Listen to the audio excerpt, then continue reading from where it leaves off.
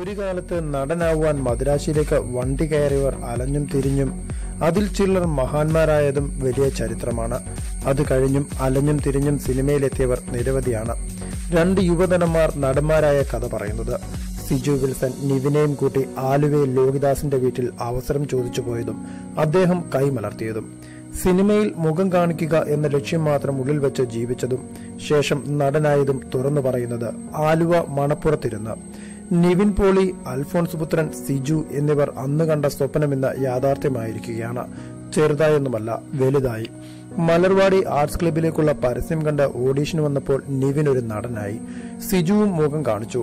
സിജുവിനെ തിരിച്ചറിയുവാൻ സിജു തന്നെ ആ പടം 10 തവണ കണ്ടിട്ടുണ്ടത്രേ. എന്നാലെന്താ, വിനീത് തൊടുത്തുവിട്ട അസ്ത്രം പാഴായി പോയിട്ടില്ല.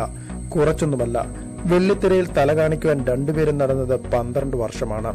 സിജു വിൽസൺ നായകനായും ഉപനായകനായും എല്ലാം കലക്കി. പ്രേമമെന്ന സിനിമ ഇവരെയും കൊണ്ട് ലോക പര്യടനം തന്നെ നടത്തിക്കളഞ്ഞു.